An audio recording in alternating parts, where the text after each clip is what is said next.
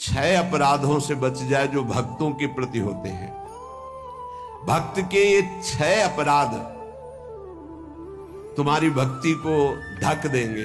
पहला, किसी भी महात्मा के वास निरूपण पर जो हम निंदा करने लगते हैं, हमारी सामर्थ्य नहीं कि हम क्या जाने वो कैसे रह रहे हैं। महाप्रभु चैतन्य देव एक दिन कीर्तन में बहुत उल्लसित होकर उन महापुरुष का नाम ले रहे थे, बार बार नाम उच्चारण कर रहे थे। हमें नाम विस्मरण है। बहुत सुंदर पोशाक महंगी महंगी पहनते थे, पान पाए, इत्र लगाए, फुलेल केशों में सजाए। बहुत वर्ष हो गए पहले चैतन्य महाप्रभु के पावन चरित्र का पठन किया था, इसलिए स्मृति नहीं उनका नाम, उनके नाम का। पुंडरीक विद्या, हाँ यही नाम, पुंडरीक विद्या। तो गदाधर आदि जो भगवत महाप्रभु के पार्षद थे, उन्होंने सोचा कि जब महाप्रभु भाव में ऐसा उनका नाम उच्चारण कर रहे हैं तो कोई वीतराग बड़े परमहंस महापुरुष होंगे, चलो उनके दर्शन करने चलते हैं। तो पता चला कि अमुक जगह वो आए हुए हैं। वहां तो देखा बहुत सुंदर पलंग, दुग्ध फेन जैसा, ऊपर से गद्दे के ऊपर चद्दर और गिरदा लगे हुए हैं, और केश जो फुलेल से ऐसे सुगंध आ रही, पान खाए। तो गदाधर जी के मन में आया कि इतना विलासितापूर्ण जीवन और ये भगवत भक्त हो सकते हैं। संशय हुआ। तो एक जो महाभागवत साथ गए थे, तो उन्होंने भगवान श्री कृष्ण की रूप माधुरी का भरा हुआ श्लोक गान किया। जो ही श्लोक सुना हुंकार मारी और धूल धूसरी, हा कृष्ण हा कृष्ण। और वो सब जो अब उनकी समझ में आया कि अरे महाप्रभु जो बोल रहे थे परम सत्य, वो प्रेम की अष्ट सात्विक भाव संवरण होना मुश्किल हो गया। अश्रुधारा नाक बह रही, धूल धूसरी थी। गदाधर जी ने चरण पकड़े और कहा मेरे से भारी अपराध बन गया। ऐसे महापुरुष के बाहरी स्वरूप को देखकर हमारे अंदर अश्रद्धा हुई थी, दोष दर्शन हुआ था, क्षमा चाहता। कैसे क्षमा हो? तो शिष्यत्व स्वीकार किया। चरित्र में ऐसा पढ़ा, किसी भी भक्त या महात्मा के वास निरूपण, वेश निरूपण की अगर वृत्ति आपने की तो अपराध बन जाएगा। अरे ये तो ऐसा, इनको तो ऐसा होना चाहिए, इनको तो ऐसी जगह रहना चाहिए, इनको तो ऐसा नहीं। कुछ महापुरुषों की स्थिति होती है, कुछ तो उस स्थिति का दंभ करते, कुछ स्थिति होती है। हम क्या जाने कौन स्थिति में कौन दंभ कर रहा है। जिनके वचन श्रवण से, दर्शन से, संभाषण से हमारे हृदय में भागवतिक परमाणु उदय होते हैं, उन महापुरुषों के चरणों की वंदना उनकी वाह स्थिति पे नहीं देखते। हो सकता है सोने चांदी के सिंहासन पर बैठे हो, छत्र हो, चंवर डुल रहा हो, वो स्थिति ब्रह्माकार है, स्थिति भगवदाकार है, कैसे पता चले? परशुराम जो आचार्य जी थे, उनके आश्रम के बाहर लिखा था, माया सगी न तन सगा, सगा न ये संसार, परशुराम ये कह रहे सगा सुसिरजन हार। तो एक लंगोटी लगाए, लौकी की कमंडल लिए और भारी वैराग्य वृत्ति की, अंदर गए और कहा ये श्लोक किसका लिखा हुआ है? दोहा। तो उनका गुरुदेव का कहाँ है? तो गए, देखे गिरदा लगा हुआ, छत्र लगे हुए परशुराम देवाचार्य जी महाराज। तो उनका महाराज आपका श्लोक लिखा हुआ है? बोले हाँ। तो बोले केवल लिखा हुआ है या है आप में? क्योंकि उनको गर्व था कि मैं लंगोटी लगाए लौकी का, और ये तो वैभव संपन्न महात्मा है। बोले लिखा है माया सगी न तन सगा, सगा न ये संसार। आपने कहा सगा जो सृजनहार, हम तो सब माया ही देख रहे हैं। तो कहा आपका इशारा क्या है? बोले जब सृजनहार सगा है तो फिर माया क्या? बोले चलो आपने समझा दिया, बड़ी कृपा। चल दिए। बोले कहाँ चल दिए? बोले जहां ले चलो आप। वो स्थिति प्रज्ञ महापुरुष थे। चल जब 10-12 किलोमीटर चले तो बोले भिक्षा का हमारे समय हो रहा। तो बोले परशुराम देवाचार्य ने आज तक कभी हाथ नहीं फैलाया। आकाश वृत्ति पे हम रहते हैं, प्रियालाल जैसी व्यवस्था करते हैं उसके अनुसार रहते हैं। बोले हम तो भिक्षा वृत्ति से रहते। बोले जाओ मांगने। बोले आपके लिए भी ले आवे, कभी किसी का सहयोग नहीं चाहा, केवल सीधे प्रियालाल से आप अपने लिए लाइए और पाइए, और जहां आपकी इच्छा वहां ले चलिए। वो गए भिक्षा लेने। वो जंगल के एक जगह बैठे हुए थे, तो वहां से राजा की सवारी निकली। देखा परशुराम देवाचार्य उतरे, साष्टांग दंडवत। महाराज यहाँ प्रभु की इच्छा। बड़े सौभाग्य की हम तो भगवान की असीम कृपा मानते हैं कि आपके दर्शन। हमारी इच्छा है कि हम कुछ राजभोग तैयार करवाते हैं, जैसी हरि की इच्छा। देर न लगी, वहां रसोईया लग गए, कढ़ाइयां।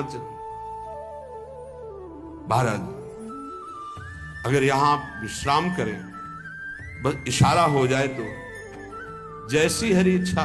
खुदाई शुरू, आश्रम निर्माण की नींव के लिए खुदाई शुरू। कढ़ाई चढ़ गई, बनना शुरू हो गया। वो संत आए 1 घंटे बाद, वहां देखा। बोले यहाँ क्या हो रहा है? बोले यहाँ आश्रम बनेगा, ये रसोई बन गई। उनका महाराज ये क्या लीला है? तो बोले तुम जिस वैराग्य के अहम वृत्ति को धारण किए हो, उस अहम वृत्ति का त्याग करो। वैराग्य का तात्पर्य होता है राग रहित, स्पृहा रहित होना। वो चाहे असंख्यों के वैभव में बैठा है, लेकिन राग और स्पृहा रहित है। अगर एक लंगोटी का भी राग है, लौकी के कमंडल का भी राग है, शरीर का भी राग है, वो रागी है, वो वीतरागी नहीं है। वीतराग की स्थिति को समझना बड़ा कठिन। दत्तात्रेय जी महाराज से यही पूछा कि आप कोई कर्म नहीं करते, कर्म ना करने वाले को विषय नहीं मिलता, और विषय सेवन ना करने से ऐसा स्वास्थ्य कैसे हो सकता है आपका? तो उनका मैं अखंड प्रसन्न रहता हूं, इसलिए ये भोगों से स्वस्थ नहीं हूं, मैं अखंड प्रसन्नता को प्राप्त। कभी राजमहलों की राजसैयाओं पे शयन करता हूं, तो कभी राख की ढेर पर शयन करता हूं, कभी बड़े बड़े राजाओं से सम्मानित होता हूं, तो कभी फुटपाथ में लेकर अपमान को भी प्राप्त करता हूं। मुझे न सम्मान ना अपमान, किसी का प्रभाव नहीं। इसलिए किसकी क्या स्थिति कैसे जाना जा सकता है? तो हम किसी का वास निरूपण आदि, वेश निरूपण आदि करके किसी की निंदा करेंगे तो पता नहीं कितना महाभागवत है, हमसे अपराध बन जाए। दूसरा ज्ञान निरूपण। कुछ संत भगवान ऐसे होते हैं जो कुछ नहीं बोलते, और इनको कोई ज्ञान तो है नहीं, कुछ बोलना तो आता। क्या बोलना ही कोई साधुता है क्या? पता नहीं उसकी कितनी ऊंची स्थिति है, कैसे कोई जानेगा। इसलिए किसी संत के रूप में विराजमान जो भगवान हैं, उनके ज्ञान निरूपण करके निंदा न कर। इनको कुछ नहीं आता। आजकल यही है, केवल बुद्धि की धरा से देखा जाता है। अरे तो बोल नहीं पाते हैं। वो तो महापुरुषों की स्थिति को जानना कोई महापुरुष ही जान सकता है, दूसरा नहीं जान सकता। इसलिए ये अपराध न करे कभी कि किसी के संत के ना बोलने से ये समझ जाए कि अरे इनको कोई ज्ञान नहीं है। भला ये क्या जाने, शास्त्र की बातें पढ़े लिखे तो लगते नहीं हैं। पढ़ा लिखा होना भी बहुत सौभाग्य का विषय है और कहीं कहीं दुर्भाग्य का विषय है। तो एक आए थे, इतने कागज में उनकी डिग्रियां केवल उनके शिष्यों ने भेजी थी कि हमारे गुरुजी दर्शन करने आ रहे हैं। तिरुपति बालाजी से विद्वता की मूर्ति, साष्टांग दंडवत और क्या क्या भगवत प्रसादी। वो ऐसे लग रहे थे कि एक शब्द नहीं आता। मतलब बड़े बड़े शंकराचार्यों को पढ़ाया था उनकी, तो शिष्यों ने जो दिया था उसमें दिखाई दे रहा। बड़े बड़े शंकराचार्यों को उन्होंने विद्या पढ़ाई थी। विद्या विनयम ददाति, वो देखने को मिला कि विद्वान में कैसी दैन्यता होती है। कबीरदास जी के पास एक विद्वान दिग्विजयी भेजा गया शास्त्रार्थ के। तो उनका भैया हमको कोई शास्त्रार्थ नहीं करना। तो बोले काशी के विद्वानों ने कहा यदि आप आप हार लिख दिए, पूरी काशी हार गई। बोले ऐसी बात? तो पढ़ के समझे हो कि समझ के पढ़े हो? पोथी पलटा के सरस्वती काम नहीं करी। पढ़ के समझे हो कि समझ के पढ़े हो? आखिरी बात, शिष्य बन गए थे, बहुत बड़े भगवत अनुरागी बने। तो किसी भी संत के प्रति ये भाव नहीं कि ये पढ़े लिखे नहीं, ये बोल नहीं पाते, तो इनको कोई ज्ञान नहीं है। तीसरा, किसी संत की जाति निरूपण कर देना बहुत बड़ा अपराध है।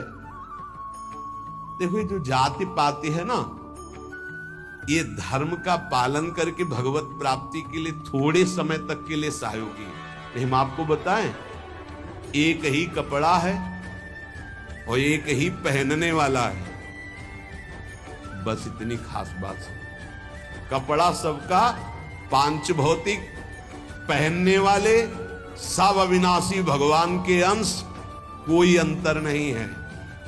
बस अंतर बनाया गया है इस अंतर को मिटाने के लिए कि हम साधन पद्धति से अपने अपने धर्म का पालन करते हुए परम धर्म भगवान को प्राप्त। लेकिन जो परम धर्म में स्थित है, भागवत धर्म में, उनकी जाति निरूपण नहीं करना चाहिए कि ये तो सुना है कि अमुक जाति के संत हैं, बड़ा अपराध होता है, बड़ा अपराध। ऐसा कभी नहीं करना चाहिए। चरण रज लेके माथे पे लगा, अहो वत्सो पचतो गरियान यज्ञभ्यागे वर्तते नाम तुभ्यम। देखो, राजसू यज्ञ में पूर्णता स्वपच वाल्मीकि की पूजा करवा कर श्री भगवान ने इसीलिए करवाई, इसीलिए करवाई। सब बड़े बड़े महापुरुष आए थे, लेकिन दैन्यता की मूर्ति भगवत भाव में निरंतर डूबे हुए स्वपच वाल्मीकि जी की आराधना करवाई कि पूर्णता उन्हीं से हुई। जो दैन्य है वो महाभागवत किसी जाति पक्ष से नहीं देखा जा सकता। अरे तो ऐसा जो देखेगा तो उसके सुकृत नष्ट हो जाएंगे। पूज्य बाबा।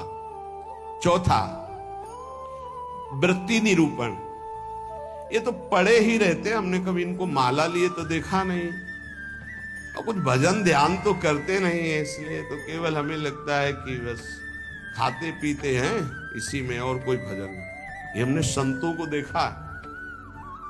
एक संत भगवान 8 बजे सुबह उठते थे गंगा नहाने के लिए, 8 बजे सुबह। पर वो एकांत में तो लगता 8 बजे सुबह गंगा स्नान करते हैं, प्रायः 3 बजे स्नान होता। तो एक दिन जिसमें वो शयन करते थे उसमें गए, काफी बड़ा था, एकांत में आसन की। आज इनकी वृत्ति देखेंगे क्या है। बहुत ही गंभीर मुद्रा में रहते थे, पर प्रायः पूरे आश्रम में था कि ये प्रमादी हैं, सोते रहते हैं। 11 बजे तक उनको जगते पाए। जहां सब लेटे उनको उठ के बैठ, वो लेट गए थे, उठ के बैठ गए। 3 बजे तक बिल्कुल एक आसन पर, 3 बजे फिर लेट गए, 8 बजे सुबह। संतों को जानना बड़ा कठिन है, उनकी क्या दिनचर्या है, वो कैसे भाव में रहते हैं। केवल बाहरी व्यवहार देख करके उनकी निंदा कर देने से सुकृत नष्ट हो जाएंगे, भक्ति ढक जाएगी। स्वरूप निरूपण। ये महात्मा में तेज तो है नहीं चेहरे में, ये तो ऐसे ही मालूम देते हैं, कोई साधु तो नहीं, क्योंकि चेहरा नहीं बता रहा है। नहीं, ऐसा नहीं है। अगर महात्मा की पहचान करनी तो तुम्हें महात्मा होना पड़ेगा। महात्मा बनकर ही महात्मा को पहचाना जा सकता है, दूसरा नहीं पहचाना जा सकता। बाहर से किसी के रूप को देखकर थोड़ी तुम जान सकते हो कि रूप तो आप गौर से देखिएगा, किसी किसी के मांस भक्षण करने वाले का भी चमकता रहता है। मलाई रबड़ी खाने से भी रूप चमकने लगता है, थोड़ा सा संयम रखे तो उससे भी चमकने लगता है। अब वो महात्मा किस कोटि का भजन कर रहे हैं, कोई रूप से थोड़ी महात्मा का लेना देना होता है। अब श्रीधर बाबा की छवि जब लगे तो आप देखना, लंगोटी है, हड्डी हड्डी दिखाई दे रही, गाल चिपकी हुई, आंखें धसी हुई। आपको पता है, खुद देखे हुए हैं कि 24 घंटे भजन में मगन। तो किसी महात्मा के रूप को देख करके ऐसा कोई निरूपण रूप निरूपण करेगा तो उससे अपराध लग जाएगा। और प्रायः ये ध्यान नहीं दिया जाता। ऐसा धातु निरूपण, भगवत विग्रह ये पाषाण का है कि ये धातु का है? सामने पूछे ये पत्थर के भगवान है कि इसमें अष्ट धातु के? घोर अपराध बुद्धि। भगवत विग्रह सामने नहीं, भगवत विग्रह साक्षात अर्चावतार भगवान है भाव उसमें। ये नहीं कि सामने जाके पूरे संगमरमर के बने हुए, कौन सी धातु के बने हुए भगवान है, ये अपराध। धातु निरूपण भगवत विग्रह या भगवत भक्त के पास। जैसे वैराग्य में धातु स्पर्श निषेध किया गया है, या तो सन्यास में नारियल का पात्र और वैष्णव जनों में रज का पात्र। धातु के पात्र के प्रयोग का निषेध है वैराग्य। लेकिन जो महापुरुष हैं, मान लो उनको सोने की थाली में पा रहे हैं, उनकी क्या स्थिति है? अब हम देख करके अपने वैराग्य का वहां भाव थोपे, वो स्थिति उनकी क्या है? वैराग्य का भाव थोपे तो फिर अपराध बन जाएगा। किस स्थिति में कौन महापुरुष है जानना मुश्किल है। सबको भाव से नमस्कार करके हम अपने भाव को सुरक्षित रखते हैं।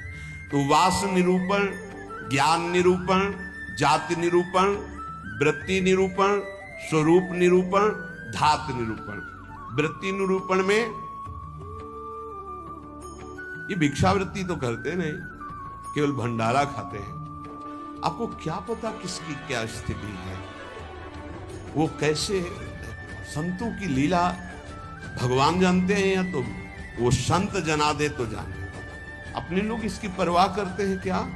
कहीं कौन से अपराध ऐसे बन जाते हैं जो हृदय को कठोर कर देते। इसलिए शांत। ब्रज में मुझे एक महात्मा मिले थे, उन्होंने मुझे कुछ उपदेश दिए, मैंने उड़िया भाषा में अपनी डायरी में लिखे थे।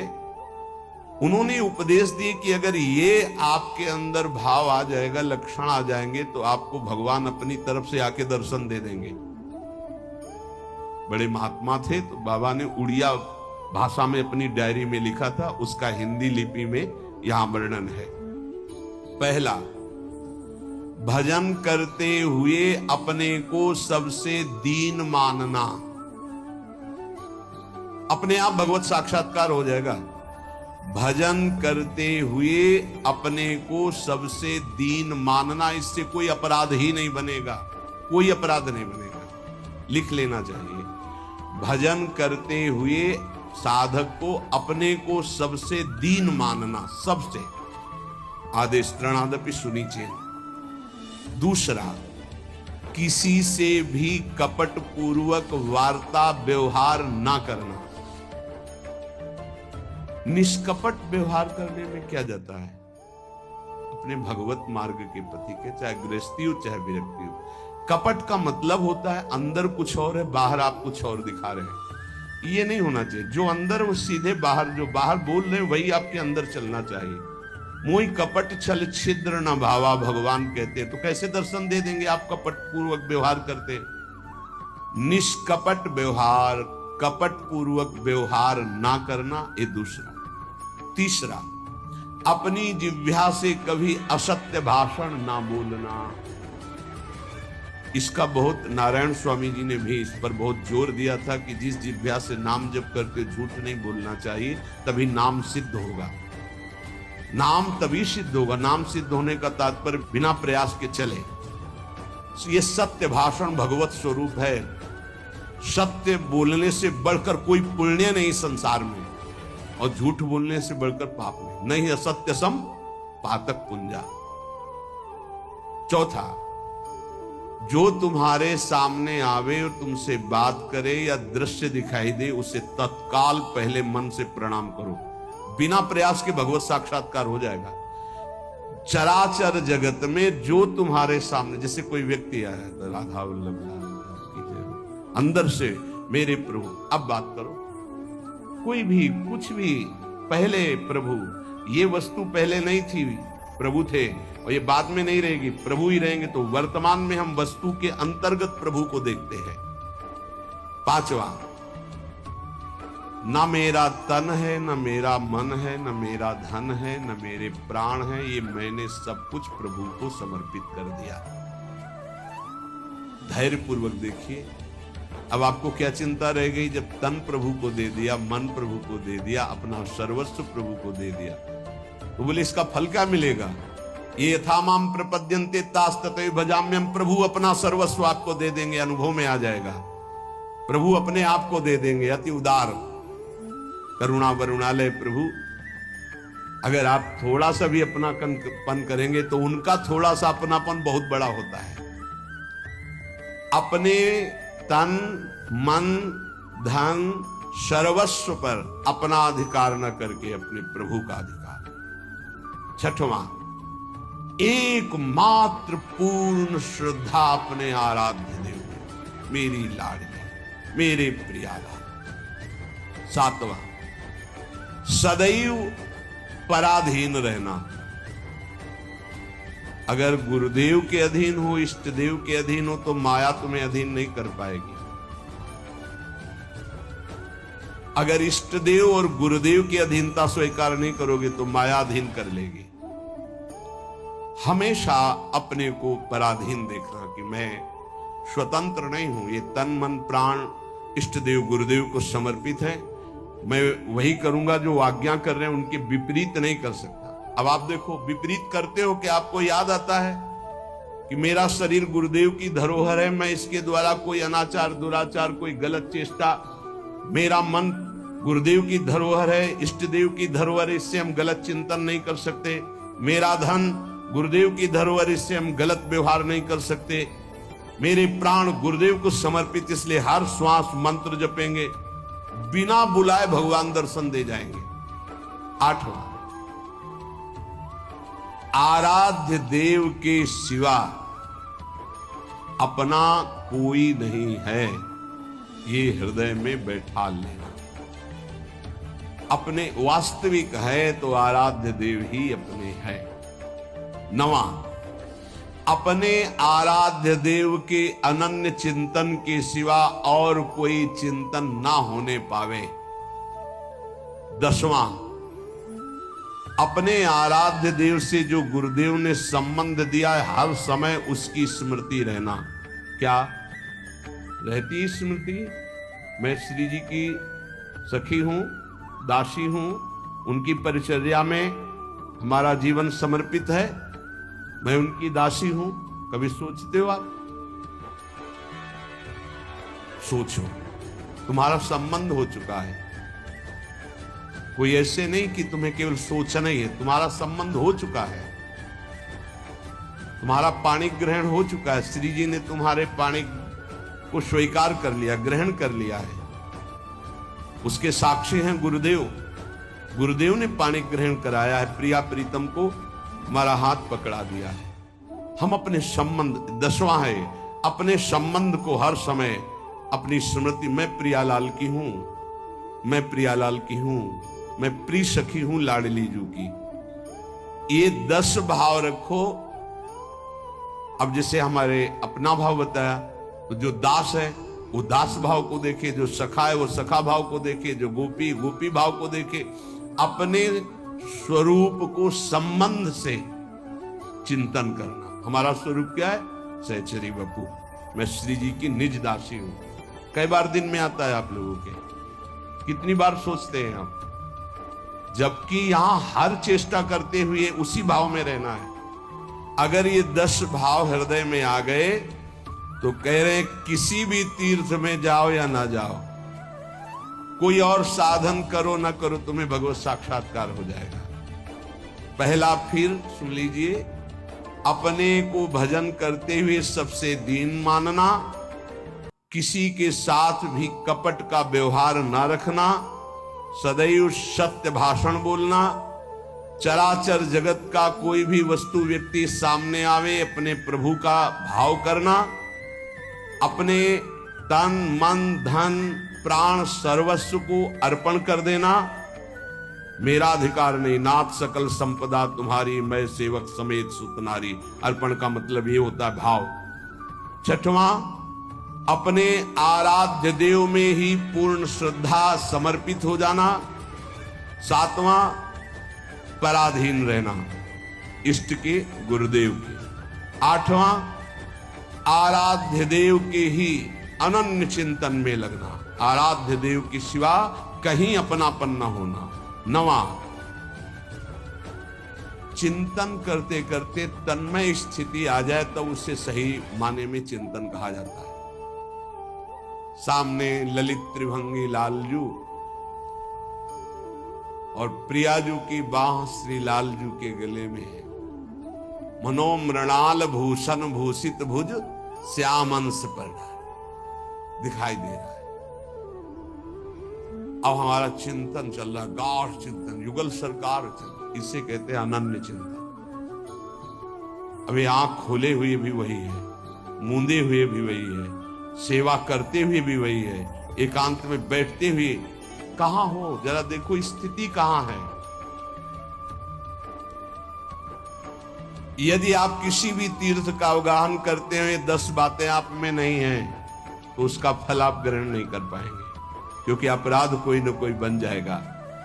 हम आपसे सत्य कहते हैं कि कल्याण आपके चिंतन से होगा, इन बातों को स्वीकार करने से होगा, भागने से नहीं होगा कि हम यहां चले जाएं, हम वहां चले जाएं तो कल्याण हो जाएगा। अगर आपका आंतरिक चिंतन इन बातों में है तो आपके अंदर वो सामर्थ्य जागृत हो जाएगी कि आप प्रभु को देख सकते हैं। इसलिए जो सत्संग है उसे बार बार सुना जाए, उसका मनन किया जाए और अपने हृदय में धारण किया जाए तो हमारा इसी जन्म में अंतिम जन्म माना जाएगा और भगवत साक्षात्कार हो जाएगा। जहां तक गुरु कृपा से प्रयास है, कथन श्रवण करके यही प्रयास है कि संसार की असत वृत्तियां छूटें और भगवत प्राप्ति हो जाए। हमें भी, आप सबको भी। जिनको ये नहीं चाहिए तो भूल मत करना, यहां कुछ लाभ नहीं मिल पाएगा, यहां नहीं मिल पाएगा।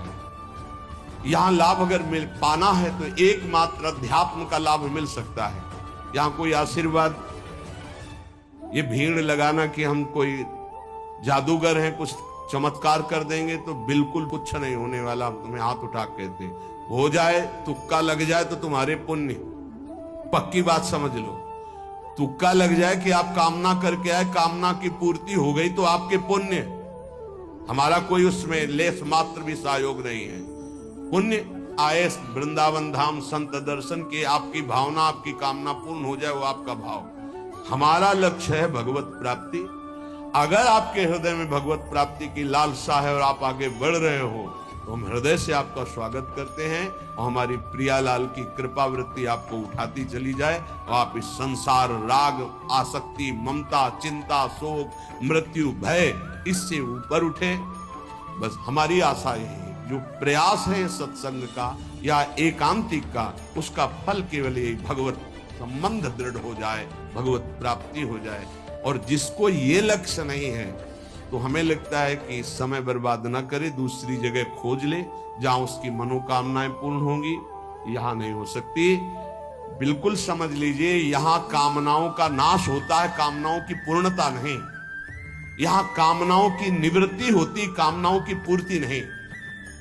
यहां यदि हम कामनाओं की पूर्ति की भावना लेकर के आएंगे तो शायद है कि तुम्हें असंतोष हो जाए। बिल्कुल पक्की बात समझो।